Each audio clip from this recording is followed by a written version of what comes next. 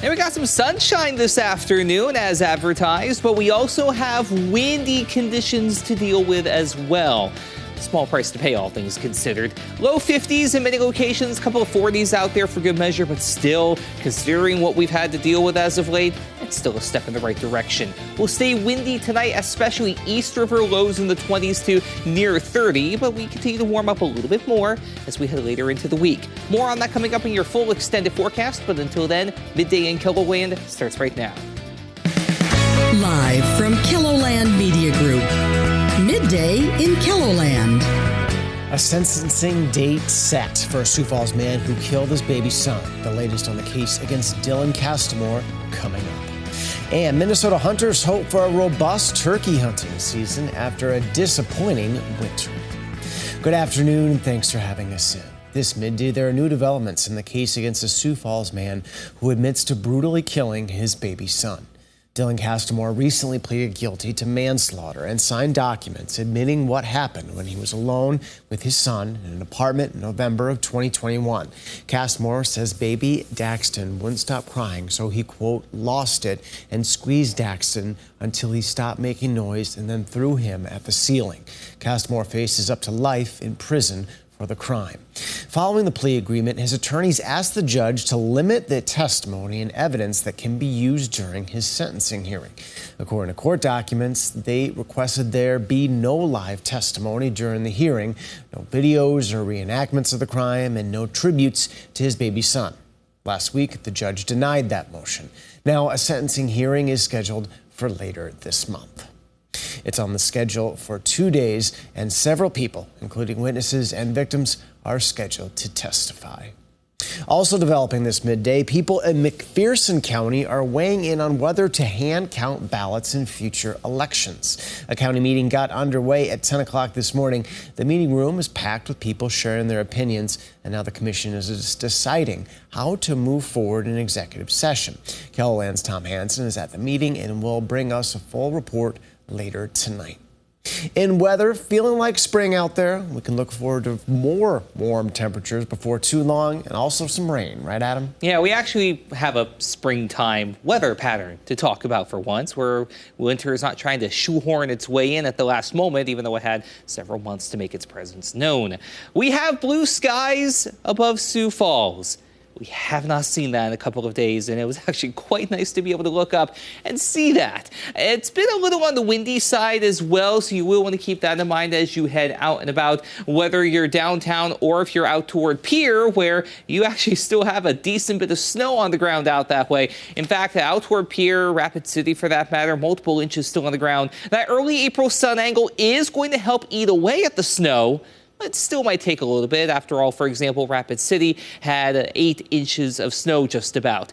And it also seems like our temperature map just wants to go and enjoy the sunshine as well. Outside of Ortonville, Chamberlain, and Spearfish, I respect all three of you for still being able to give us those temperatures. 39 in Ortonville, 36 Chamberlain, and 45 for Spearfish. Everybody else, well, we'll work on that. Even the wind is out to lunch, figuratively and literally, again, except for Ortonville and Spearfish. Good on you. Northwest wind at 11 miles per hour to the northeast, and a 13-mile-per-hour breeze out west. We'll see if we can fill in those gaps a little bit later. We'll fix that in post. Either way, we have sunshine abounding for everybody. Can't go wrong there. But as I mentioned, it is going to be breezy, if not outright windy at times.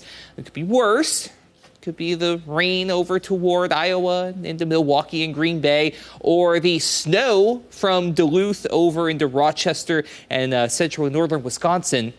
In fact, Wisconsin and the Upper Peninsula of Michigan have winter storm warnings in place right now. So we're going to need the good end of this deal with high pressure building in instead. The rest of your day today is going to be quite nice. Highs on either side of 50 in southeastern KELOLAND. But again, it is going to be windy. You will want to keep that in mind as you go about your afternoon. Same rules apply up in Aberdeen, either side of 50 for a high temperature spread.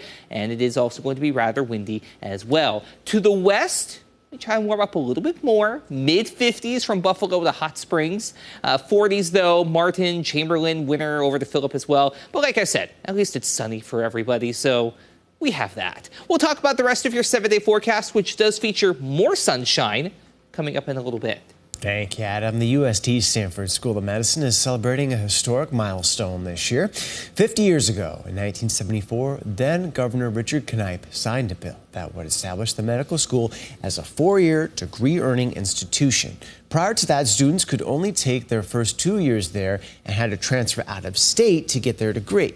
But the change to 4 years almost didn't happen. It was controversial.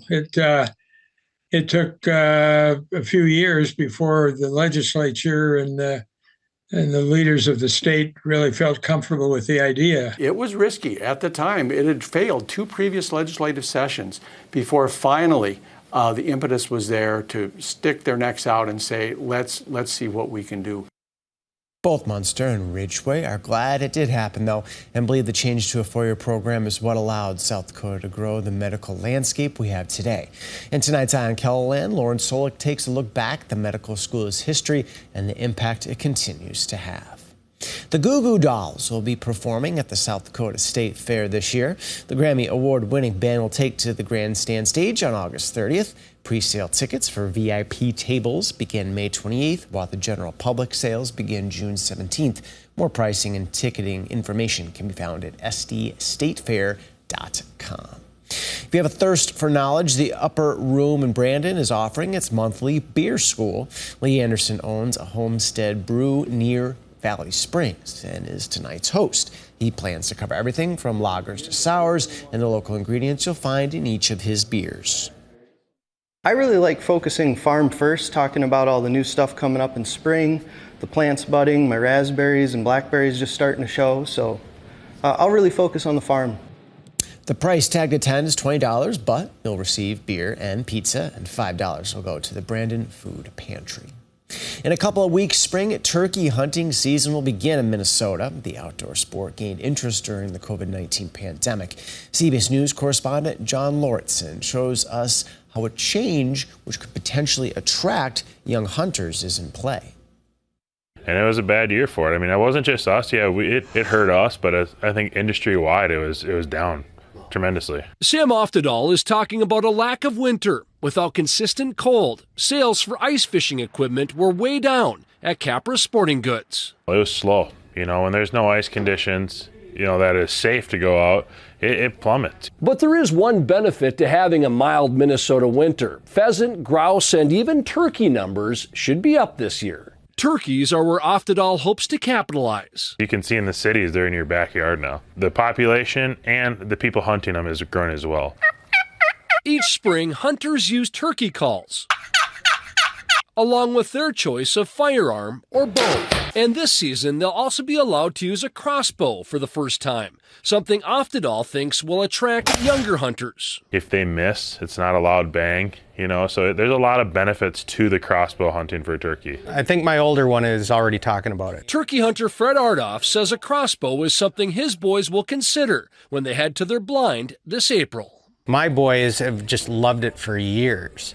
And I think Blake shot his first turkey at 7. Zachary shot his first one at 6. While Oftedal knows some hunting traditionalists won't use a crossbow, they've already been a popular sell. As of now, Capra's is out of stock. To me, it gets people into hunting, whether it's deer, whether it's turkey.